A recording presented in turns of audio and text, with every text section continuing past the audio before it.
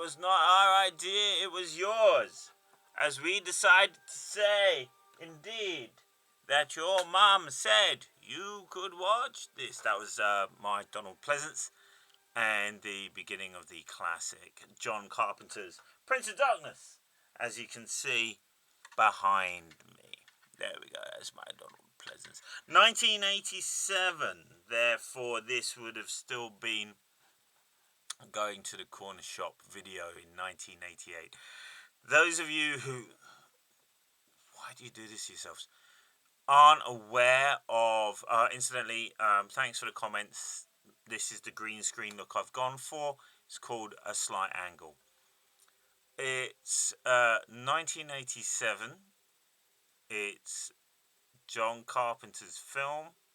And in 1988, I would have rented this. And my main memory of it was what I really flew over my head. It is about quantum mechanics. I think the problem is that at this point, I was still trying to find, I'd gotten into role-playing at this point. So, the Cthulhu mythos, of which this could very much fit into.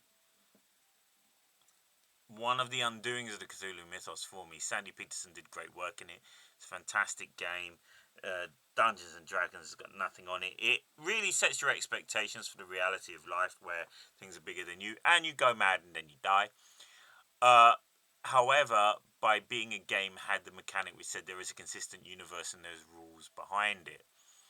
With this in mind, I was watching this film, which, not quite miskatonic, is about quantums and uncertainties, sense of the supernatural coming in. But is it the supernatural or is it hyperscience?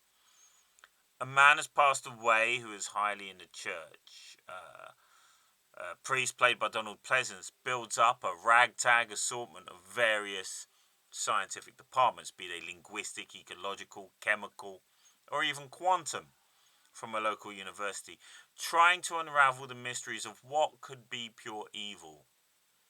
What goes on in the second act is essentially a siege film, of which John Carpenter has made himself the auteur of. However, as the siege continues from other forces outside, you also have the thing element as the entity starts possessing others. Towards the end of the film, it's just gone absolutely banjax. Reflected mirrors, viscous materials. Walter, who by Daniel Dungsand is really outstanding as the character you're just ultimately rooting for. The other guy, the alpha male, I really couldn't care about. Until we end with, maybe evil has been ended, but at best it's most likely it's been abated. So, how did this film work as a 47-year-old man? Really well. Really well.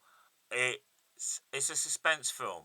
All I remembered was the graphic elements of it, the juicy bits, the guy falling apart from insects, Alice Cooper spearing someone with a foldy bike, which is why you're not allowed them on the tube.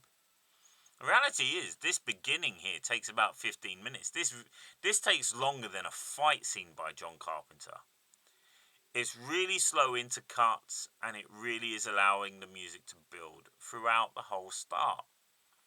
Once we meet the teams themselves, Donald Pleasance and the hyper scientists, we do see that they're uncertain about what's going on. Most of them are collegiate.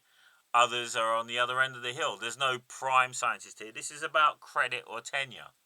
And the relationships between them are pretty bang on for the time. The humour and levity, particularly of Walter, just keeps me going. And it just shows, by having a multicultural cast, that John knew what he was doing. He creates enough personas that you don't really get too detracted by the lack of characters. Everyone is show not tell.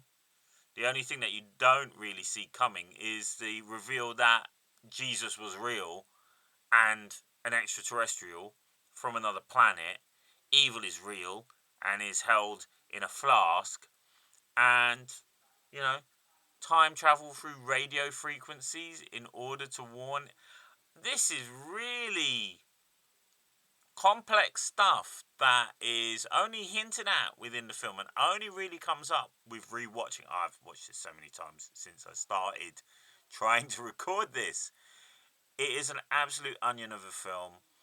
You will gain something on each and every turn. The threat level of it, the suspense of it, and the uncertainty of it. And I've got to say that while the effects are there, it is ultimately an element of, could this just be a group psychosis? The homeless people, could they just really be vagrants who unnerved the gentrified those people inside? The nature of the deaths, not really that far from just general assault and battery. It's only in the last act that we have any hint of an overtly supernatural claw. I would totally say check it out. Apparently it's the second act in the Apocalypse trilogy. For me, it was the first act in understanding there is a limits to knowledge, there is a limits to experience. And as such, you shouldn't always cross those thresholds. A great watch in this winter times. And here's to a bright and bold future. Thank you, and soon I'll be tuning in with another episode of My Mum Said I Could Watch It! Bye.